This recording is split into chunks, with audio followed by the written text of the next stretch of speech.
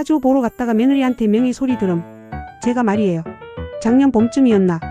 기분도 꿉꿉하고 몸도 축 처져서 동네에서 제일 잘 본다는 사주 선생님한테 기운 좀 받으러 갔어요.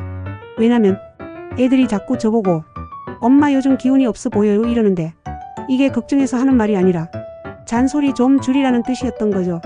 근데 그걸 또 몰랐지 내가.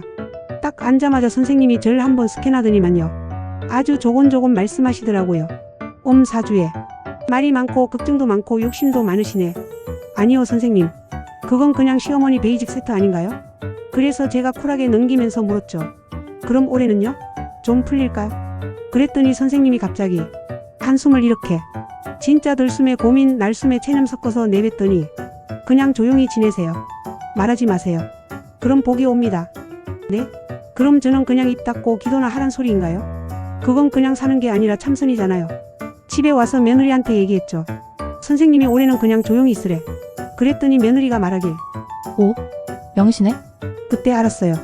사주는 혼자 보러 가는 게 아니라 가족 전체한테 통보되는 고지서라는 걸. 이 집은 말이죠. 제가 말을 안 하면 좋아하고 말을 하면 또 시작된 내 소리 들어요. 근데 저는요. 시작된 적도 없어요. 항상 진행 중이었을 뿐이에요. 결국 기운 얻으러 갔다가 말도 못하고 눈치만 얻어오고 혼자 체해서 삼삼한 죽 끓여 먹었습니다. 사주는요. 기운 얻는 데 쓰는 게 아니라 내가 얼마나 민폐형 인간인가 공식적으로 진단받는 곳입니다. 아 근데 올해 운세는 좋다 그랬어요. 말 안 하면 복이 들어온다. 그게 말입니까 복입니까? 이상 올해도 조용히 입은 다물고 속으로만 100마디 하는 말 많은 시어머니의 사주 설이었습니다. 응원의 톡톡 2번 사랑입니다.